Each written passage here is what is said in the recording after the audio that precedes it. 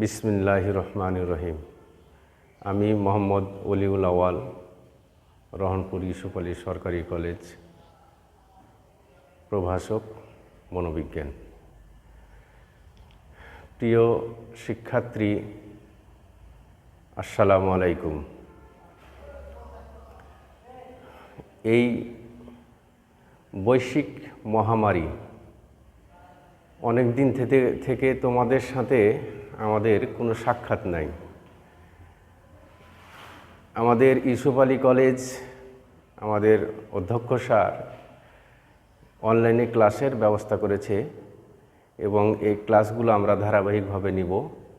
ইনশাল্লাহ এখান থেকে তোমরা উপকৃত হবে। এখানে শুধু একাদশ দ্বাদশ না, ডিগ্রিতে যারা থার্ড ইয়ারে, যাদের যে ষষ্ঠ পত্র আছে, মনোবিজ্ঞানে পরিমাপন ও পরিসংখ্যান একটা পত্র আছে, তারাও কিন্তু উপকৃত হবে এখান থেকে। এবং ইন্টার ফার্স্ট পার্টে যে পরিসংখ্যান অধ্যায় আছে, সেই পরিসংখ্যান অধ্যায়ের কেন্দ্রীয় প্রবণতার যে পরিমাপগুলো আছে সেগুলো নিয়ে আজকে আমি আলোচনা করব। কিন্তু তার আগে আমি একটু তোমাদেরকে মনোবিজ্ঞানের একটু সংজ্ঞা সম্পর্কে একটু তোমাদেরকে সচেতন করার জন্য আমি এই সংজ্ঞাটা সম্পর্কে একটু আলোচনা করব। মনোবিজ্ঞান কাকে বলে? যে বিজ্ঞান মানুষ ও প্রাণীর আচরণ ও মানসিক প্রক্রিয়ার বিজ্ঞানসম্মত পর্যালোচনা করে, সেটাই হচ্ছে মনোবিজ্ঞান। এখন এটা আমি এর পূর্বে কিন্তু বহু সংজ্ঞা আছে, আমি তোমাদের একটা জেনারেল সংজ্ঞা দিলাম এবং আমি আর একটু আলোচনা করে নিতে চাই যে মনোবিজ্ঞানের ইংরেজি প্রতিশব্দটা কি। মনোবিজ্ঞানের ইংরেজি প্রতিশব্দ আমি এখন একটু বোর্ডে লিখে দেখাচ্ছি। মনোবিজ্ঞানের ইংরেজি প্রতিশব্দ সাইকোলজি। এই শব্দটা গ্রিক শব্দ, দুটা গ্রিক শব্দের সমন্বয়ে তৈরি হয়েছে বা গঠিত। একটা হচ্ছে সাইকি আর একটা হচ্ছে লোগোস। এই দুটা শব্দের সমন্বয়ে মনোবিজ্ঞান শব্দটি গঠিত। এবং আমরা একটা জিনিস লক্ষ্য করি, সাইকি অর্থ হচ্ছে কি? সাইকি অর্থ হচ্ছে আত্মা বা মন, আর লোগোস অর্থ হচ্ছে বিজ্ঞান। এই অর্থে যদি আমরা বলতে যাই তাহলে মনোবিজ্ঞান হচ্ছে আত্মার বিজ্ঞান বা মনের বিজ্ঞান। কিন্তু এটা এখন আর আত্মার বিজ্ঞান বা মনের বিজ্ঞান হয়ে নাই, এখন এটা হচ্ছে আচরণ ও মানসিক প্রক্রিয়ার বিজ্ঞান। আমরা এই আলোচনা এটুকুই এখানে শেষ করলাম। আমরা এখন চলে যাব আমাদের আলোচ্য বিষয়, যেটা হচ্ছে আমাদের পরিসংখ্যান অধ্যায়। আমরা এখানে বোর্ডে দেখতে পাচ্ছি আমরা লিখেছি পরিসংখ্যান, এবং পরিসংখ্যানের যে অঙ্কের কথা আমি এখানে বলবো সেটা হচ্ছে কেন্দ্রীয় প্রবণতার পরিমাপসমূহ। কেন্দ্রীয় প্রবণতার পরিমাপ, এবং কেন্দ্রীয় প্রবণতার পরিমাপ কয়টা? তিনটা: গড়, মধ্যক, প্রচুরক, মিন, মিডিয়ান, মোড। এখন আমরা দেখব যে কেন্দ্রীয় প্রবণতার পরিমাপটা আসলে কি। পুনঃপুনর বন্টন লক্ষ্য করলে আমরা দেখতে পাই যে এর মানগুলো কেন্দ্রের দিকে ধাবিত হচ্ছে। এই মানগুলো যে কেন্দ্রের দিকে ধাবিত হচ্ছে বা যে চলে যাচ্ছে বা স্তূপীকৃত হচ্ছে, এজন্য এই মানগুলোকে আমরা এখানে দেখছি যে এজন্য এটাকে কেন্দ্রীয় প্রবণতা বলা হয়। এবং যে সমস্ত গাণিতিক সূত্রের সাহায্যে এই মানগুলোকে পরিমাপ করা হয় সেগুলোকে কেন্দ্রীয় প্রবণতার পরিমাপ বলে। আচ্ছা, আমরা কেন্দ্রীয় প্রবণতার পরিমাপ সমূহ আমরা এখানে দেখলাম গড়, মধ্যক, প্রচুরক। এই তিনটা অঙ্কের সাহায্যে আমরা কেন্দ্রীয় প্রবণতার পরিমাপগুলো করতে পারি। এখন আমরা দেখব গড় কাকে বলে। সাফল্যাঙ্ক সমূহের যোগফলকে সাফল্যাঙ্কের মোট সংখ্যা দিয়ে ভাগ করে যে মানটা পাওয়া যায় সেটাই হচ্ছে গড়। মধ্যক কাকে বলে? মধ্যক হচ্ছে সাফল্যাঙ্ক সমূহকে মানের ক্রমানুসারে সাজানো হলে বা সাজানোর পর যে সাফল্যাঙ্কটি মাঝখানে থাকে সেটাই হচ্ছে মধ্যক বা মধ্যমা বা মিডিয়ান বলা হয়। প্রচুরক কোনো বিতরণের মধ্যে যে সাফল্যাঙ্ক সবচেয়ে বেশিবার দেখা যায় বা যে সাফল্যাঙ্কটি অধিকবার সংঘটিত হয় সেটাই হচ্ছে প্রচুরক। এখন আমরা চলে যাব গড়, মধ্যক, প্রচুরক কিভাবে এটা করতে হয়। তো আমরা আর একটা আলোচনা এখানে করে নিতে পারি যে গড়, মধ্যক, প্রচুরক এই অঙ্কগুলো দুই ধরনের হয়ে থাকে। একটা হচ্ছে অবিন্যস্ত আর একটা হচ্ছে বিন্যস্ত। আমি বোর্ডে লিখছি অবিন্যস্ত আর বিন্যস্ত, এই দুইভাবে অঙ্কগুলো করা যায়। যেহেতু অবিন্যস্ত অঙ্কগুলো খুব সহজ, তোমরা ক্লাসে এগুলো সম্পর্কে খুব সহজেই শিখেছো, এগুলো পারবা। তাও আমি পরবর্তীতে যখন আমার ক্লাস আমি আবার অনলাইনে ক্লাস নিব তখন ইনশাল্লাহ ওগুলো নিয়েও আলোচনা করব। আজকে আমরা বিন্যস্ত, যেটা হচ্ছে শ্রেণীবদ্ধ উপাত্ত, এখান থেকে আমরা গড়, মধ্যক, প্রচুরক এই অঙ্কগুলো আমরা শিখব আজকে।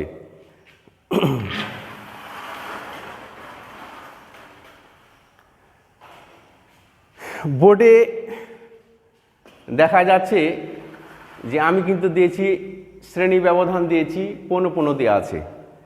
এখানে শ্রেণী ব্যবধান আর এই যে পৌনঃপুন, এভাবে প্রশ্নে তোমাদের এগুলো উল্লেখ থাকবে। তোমাদের কাজ হচ্ছে পরবর্তী স্টেপগুলো করা। আমরা প্রথমে গড় নির্ণয় করব। গড় নির্ণয় করতে গেলে আমাদের যে জিনিসটা দেখতে হবে বা জানতে হবে বা টেবিলটা আমাদের কতদূর পর্যন্ত করতে হবে এটা আমরা দেখে নেব। আমাদের প্রথমে শ্রেণী ব্যবধান আমরা লক্ষ্য করি। শ্রেণী ব্যবধানগুলো কত? শ্রেণী ব্যবধান এখানে কত? আমাদের প্রথমে দেখতে হবে 50 থেকে 45 বাদ দিলে 5, 45 থেকে 40 বাদ দিলে 5, এভাবে প্রত্যেকটার ক্ষেত্রে দেখি আমরা যে এখানে শ্রেণী ব্যবধান কিন্তু 5 করে আছে। আমরা এখন চলে যাব অঙ্কে। তাহলে এখানে আমরা প্রথমে কিন্তু গড় করতে গেলে আমাদের গড়ের সূত্রটা স্মরণে রাখতে হবে এবং এই সূত্রের সাহায্যে কিন্তু আমরা অঙ্কগুলো করব। আমরা এখানে প্রথমে শ্রেণীর মধ্যবিন্দু নির্ণয় করব। মধ্যবিন্দু নির্ণয় করতে গেলে হবে এখানে 52, এখানে 47, এখানে 42, এখানে 37, এখানে 32, এখানে 27 আর এখানে হলো 22।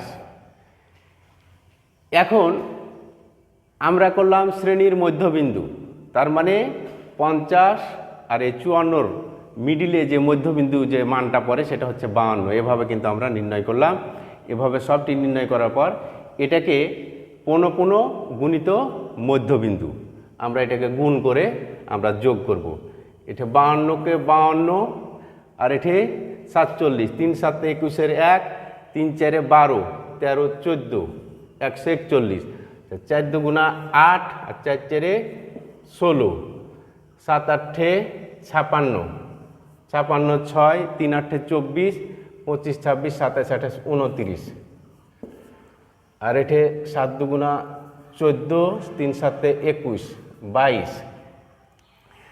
তাহলে 5 7 35 5 আর 5 2 10, 11 12 13 আর এখানে 2 2 4 আর 2 2 4। এখানে আমাদেরকে এইভাবে সামেশান লিখে এফএক্স লিখে যোগ করতে হবে। এখানে যোগ করলে হবে 1060।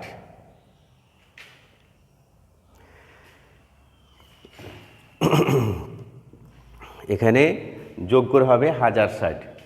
আমরা এখন দেখব, এখানে লিখব আমরা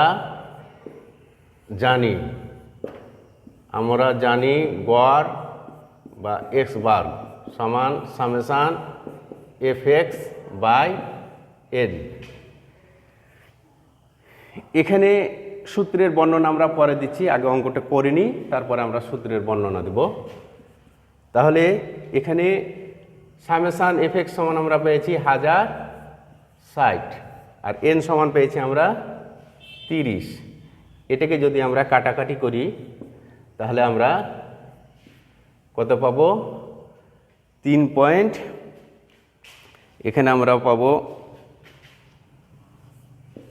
35.33। এটা হলো আমাদের গড়ের অ্যান্সার। আচ্ছা,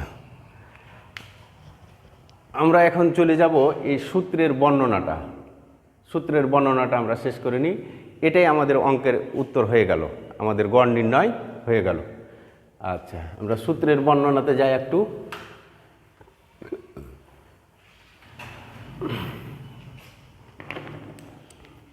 আমরা এখানে সামেশান ব্যবহার করেছি, এটা হচ্ছে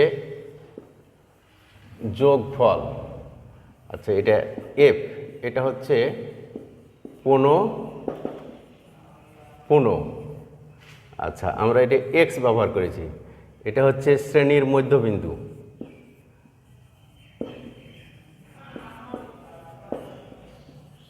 শ্রেণীর মধ্যবিন্দু।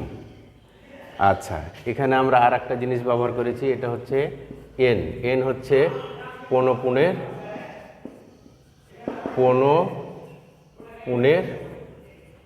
সমষ্টি। পৌনপুনের সমষ্টি। আচ্ছা, আর একটা হচ্ছে পৌনপুনের সমষ্টি, আর নাই আমাদের। তাহলে আমাদের যে সূত্রের যে বর্ণনা, আমরা সূত্রের বর্ণনাও দিয়ে দিলাম, আমরা গড় নির্ণয় করে নিলাম। আমরা এখন চলে যাব কিভাবে মধ্যমা নির্ণয় করতে হয়।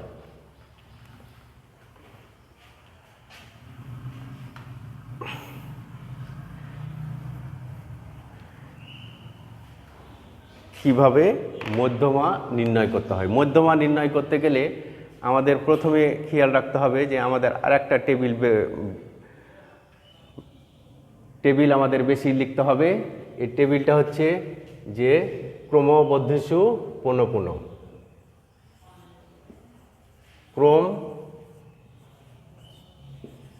ক্রমবর্ধিষ্ণু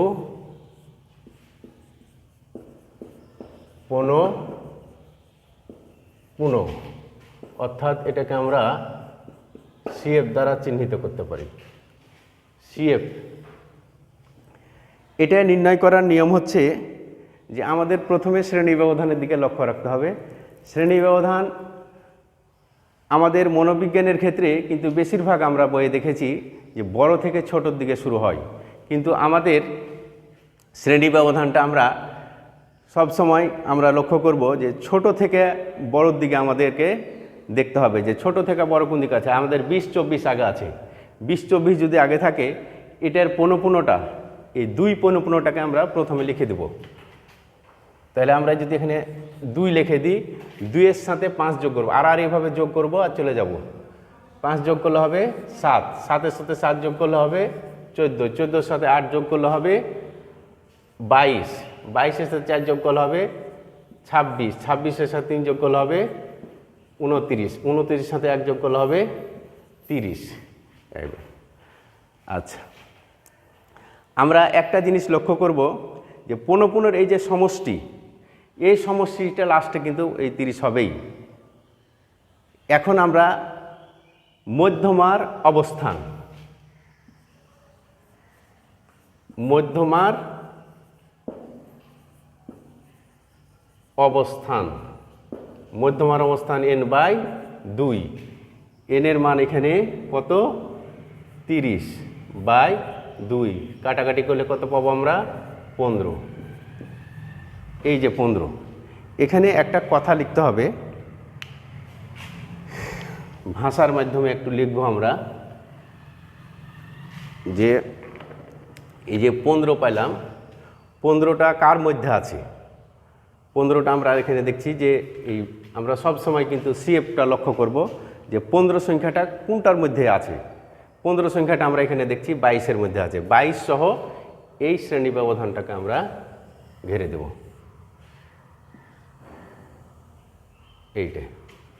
এটাই আমাদের মধ্যমার ঘর। এবং এক কথাটি লিখব যে 15 সংখ্যাটি 22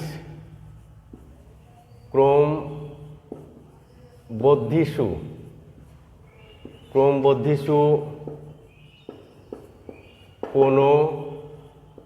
পুনঃ অর্থাৎ 35 39 শ্রেণীতে অবস্থিত বা অবস্থান করছে। এই কথাটা আমরা তাড়াতাড়ি করে কিন্তু লিখে ছাড়ব। এখন আমরা কিভাবে মধ্যমা নির্ণয় করতে হয় আমরা ওখানে চলে যাব।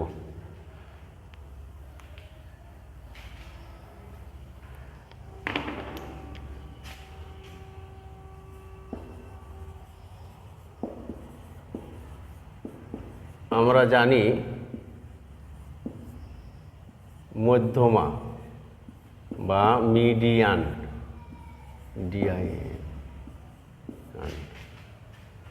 সমান L plus n/2 minus CF by F, ঘেরে আমরা দিতে পারি I। আচ্ছা, আমরা এখন মধ্যমা কিভাবে নির্ণয় করতে হয় আমরা সূত্র বসিয়ে দিলাম। আমরা এখন মধ্যমাটা নির্ণয় করব। আচ্ছা, এল হলো 34.5 যোগ n/2, আমরা যেহেতু বসালছিলাম এর আগে তা বসিয়ে দিই 30/2। আর CFটা হবে সবসময় কিন্তু এটা হবে CF আর এটা হবে F। তাহলে CF হবে 14 আর F হবে 8। শ্রেণী ব্যবধান হলো 5। সূত্রের বর্ণনা আমরা পরে দিচ্ছি, আমরা আগে অঙ্কটা করে নিই। এখন আমরা যদি দেখি 34.5 15 বিয়োগ 14/8 গুণিত 5, 34.5 1/8 গুণিত 5। আচ্ছা, 34.5 এখানে আমরা দেখছি পাবো, আমরা কাটাকাটি যদি করি তাহলে পয়েন্ট, আমরা এখানে পাবো 0.62। এটাকে যদি যোগ করি তাহলে এখানে হবে 2, 11 1 হাত থাকলো 1, তার মানে 35 মিনিট। এটা হলো আমাদের অ্যান্সার। আচ্ছা, আমরা এখন সূত্রের বর্ণনাটা দিয়ে দিই, তাহলে আমাদের কাজটা মধ্যমার কাজটা শেষ হবে।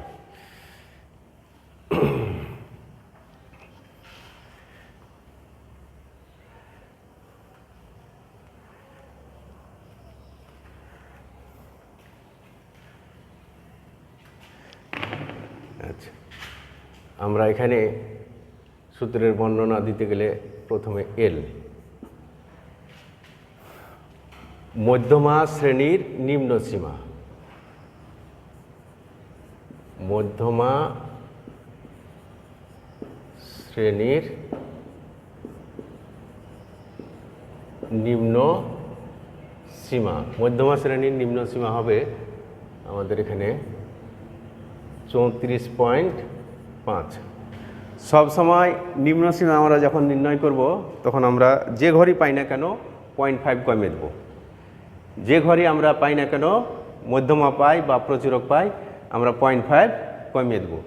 0.5 কমালে আমাদের কত হচ্ছে? 34.5 হচ্ছে। আচ্ছা, এখানে F সমান হচ্ছে মধ্যমা শ্রেণীর পুনঃপুন।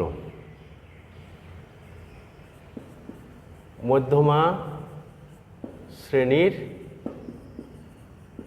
পুনঃপুন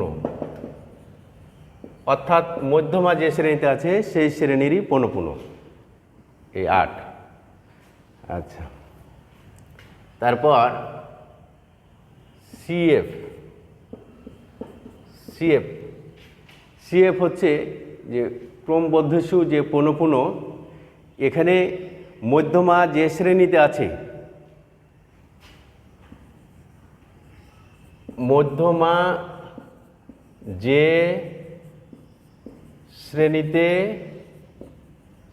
আছে তার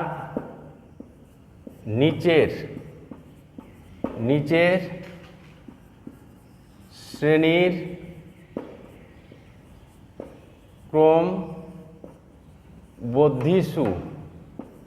ক্রমবর্ধিষ্ণু পুন,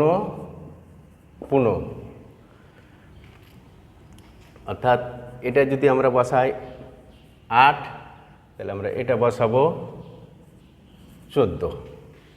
আচ্ছা, এবার হচ্ছে আই, এটা হচ্ছে শ্রেণী ব্যবধান সমান হচ্ছে 5, শ্রেণী ব্যবধান হচ্ছে 5। আমাদের ইনশাল্লাহ সূত্রের বর্ণনা আমরা শেষ করেছি। আমাদের এন সমান, এন হচ্ছে আমাদের পনপুনের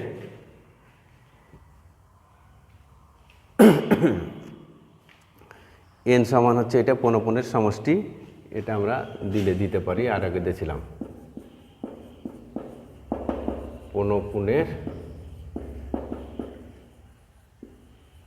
সমষ্টি।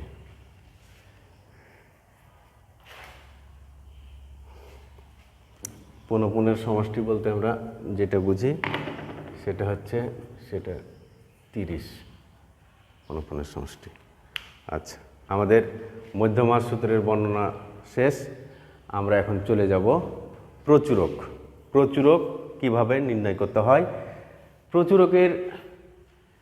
প্রচুরক করতে গেলে আমাদের এগুলো কোনোটারই দরকার আর নাই, আমাদের এগুলো সম্পূর্ণ আমরা মিটিয়ে দিলাম। প্রচুরক নির্ণয় করা খুবই সহজ। প্রচুরকের 2টা সূত্র আছে। প্রচুরকের সূত্র আমরা দেখিয়ে দিই একটু। প্রচুরক সমান হচ্ছে 3 গুণিত মধ্যমা বিয়োগ 2 গুণিত গড়, এটা একটা সূত্র আছে। কিন্তু আমাদের এই সূত্রটা হচ্ছে যে গড় আর মধ্যমা করার পর এই সূত্রে আসতে হবে, কিন্তু এই সূত্রের সাহায্যে আমরা করব না। আজকে আমরা যেটা করব সেটা হচ্ছে সরাসরি কিভাবে প্রচুরক নির্ণয় করা যায়, এই সূত্রটার সাহায্যে আমরা প্রচুরকটা নির্ণয় করব। আমাদের প্রথমে আমরা অঙ্কের দিকে লক্ষ্য রাখব যে আমরা এখানে দেখছি প্রচুরক নির্ণয় করতে গেলে আর টেবিল বেশি দূর বৃদ্ধি করতে হবে না, আমাদের টেবিলের এরকম দরকার নাই, আমাদের এখান থেকেই প্রচুরক নির্ণয় করতে পারবো আমরা। প্রচুরক নির্ণয় করতে গেলে আমাদের প্রথমেই দেখতে হবে, প্রথমে যেটা দেখতে হবে যে কোন পনপুনটা সবচাইতে বড়, কোন পনপুনটা আমাদের এখানে সবচাইতে বড়, ওই পনপুনটাকে আমরা প্রচুরকের ঘর হিসাবে ধরে নেব। আমরা এখানে দেখছি 8 পনপুনটা হচ্ছে সবচাইতে বড় পনপুন, তাহলে 8 সহ এটাকে আমরা ঘেরে দিলাম। আচ্ছা, এটা হচ্ছে আমাদের প্রচুরকের ঘর। এখন আমরা চলে যাব প্রচুরকের কিভাবে প্রচুরক নির্ণয় করতে হয়। প্রচুরক সমান L plus delta 1 plus delta 2 গুণিত I। এখন আমরা এল এর মান আমরা আগে শিখেছি যে মধ্যমা যে শ্রেণীতে আছে সেই শ্রেণীর প্রকৃত নিম্নসীমা। এই একই কথা আমাদের প্রচুরকের ক্ষেত্রেও এল এর মান হচ্ছে যে প্রচুরক যে শ্রেণীতে আছে সেই শ্রেণীর নিম্নসীমা। এখন ডেল্টা 1 কীভাবে তৈরি করতে হয় আর ডেল্টা 2 কীভাবে আমাদের এখানে আমরা নির্ণয় করব। ডেল্টা 1 এরই হচ্ছে যে প্রথমেই যখন আমরা প্রচুরকের ঘর একটা পাবো, যে এটা হচ্ছে আমাদের প্রচুরকের ঘর। এখন এই 35, 39 থেকে শ্রেণী ব্যবধান ছোট কোনটা? ছোট হচ্ছে 30, 34। তাহলে আমাদের এটাই হবে ডেল্টা 1, এটা হবে আমাদের ডেল্টা 1, 8 বিয়োগ 7। আচ্ছা, যখনই এটা পেলাম ডেল্টা 1, তখন বিপরীতটাই হবে আমাদের ডেল্টা 2। ডেল্টা 2, ডেল্টা 2 হচ্ছে এখানে 8 বিয়োগ 4, 4। আচ্ছা, এখানে ডেল্টা 1 আর ডেল্টা 2 আমাদের নির্ণয় করা হয়ে গেছে। আমরা এখন মানগুলো এটা বসাবো। আর আই সমান আমরা জানি এটা হচ্ছে শ্রেণী ব্যবধান, শ্রেণী ব্যবধান হচ্ছে 5। আচ্ছা, আমরা এখানে লিখব এল হচ্ছে, এল এর মান হচ্ছে যে প্রচুরক যে শ্রেণীতে আছে সেই শ্রেণীর নিম্ন সীমা। সেই শ্রেণীর নিম্ন সীমা মানে আমরা 0.5 কমিয়ে দেব। এখানে যদি আমরা 34.5 যোগ ডেল্টা 1 আমরা যেখানে পেয়েছি, ডেল্টা 1 হলো 8 বিয়োগ 7, কথায় আমরা সরাসরি মানটা বসিয়ে দিলাম 1, 1 যোগ 4, আর এটা গুণিত 5। আচ্ছা, 34.5 এখানে আমরা যদি যোগ করে নিই, একবারই যদি করে নিই, এটা 5 একে 5 হবে, আর এটা হবে 5। এটাকে যদি কাটাকাটি করি তাহলে আমরা পাবো 1/1 সমান হচ্ছে 1, এক কথায় 1 পাবো। তাহলে আমরা এখানে হবে 35.5। এটা হলো আমাদের অ্যান্সার, প্রচুরক নির্ণয়। আমরা যদি একটু যদি সূত্রের বর্ণনা দিই, তাহলে বর্ণনা দিতে পারি, দিয়ে আমরা আমাদের অঙ্কের কাজটা আমরা শেষ করতে পারি। আচ্ছা, আমরা একটু সূত্রের বর্ণনা দিতে পারি। এলের মান আমরা এর আগে মধ্যমাতে শিখেছি, প্রচুরক আমরা বলে দিচ্ছি যে প্রচুরক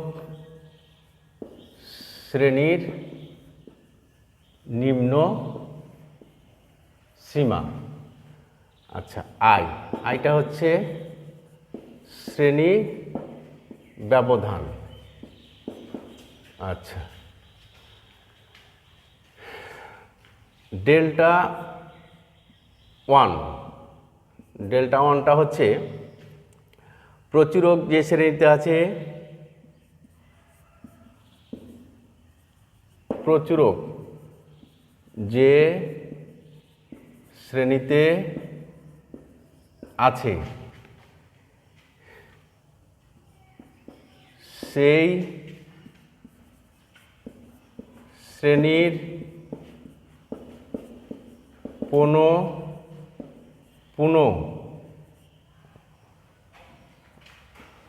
ও তার নিচের শ্রেণীর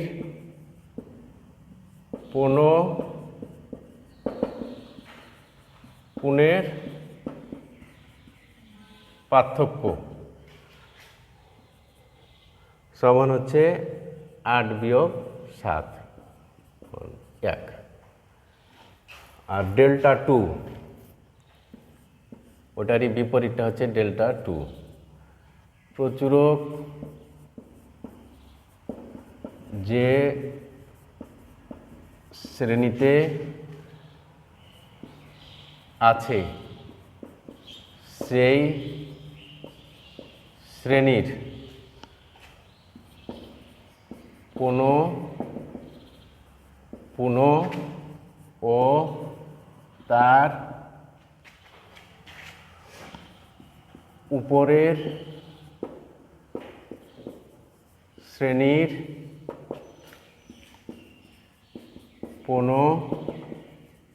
পুনের পার্থক্য, অর্থাৎ 8 বিয়োগ 4 সমান হচ্ছে 4। আচ্ছা, শ্রেণী ব্যবধান 5 আর নিম্ন সীমা 34.5 হয়েছে। আচ্ছা, আমরা মনোবিজ্ঞানের আজকে পরিসংখ্যান অধ্যায়ের বিন্যস্ত অঙ্কের কেন্দ্রীয় প্রবণতার পরিমাপসমূহ অঙ্কের গড়, মধ্যক, প্রচুরক, এই তিনটা অঙ্ক আমরা করে দেখালাম। এরপরও যদি কোনো সমস্যা থাকে তাহলে আমরা পরবর্তীতে আরও ক্লাস নিব এবং এই ক্লাসগুলোর মাধ্যমে আমরা যেন সমস্যাগুলোর সমাধান করতে পারি। এবং এখান থেকে তোমরা যদি সামান্যতম কিছু উপকার পাও বা উপকৃত হও তাহলে আমাদের পরিশ্রম বলো, আমাদের মেধা বলো, এগুলো একটু সার্থক হবে। তোমরা অবশ্যই ক্লাসগুলো নিয়মিত এই ক্লাসগুলো দেখবে। কোনো জায়গায় সমস্যা বোধ করলে আমার মোবাইল নম্বরও দেওয়া থাকবে, তোমরা মোবাইল করে জেনে নিতে পারো। 01721345500। তোমরা যদি মোবাইল করে জেনে নাও তা জেনে নিতে পারবা।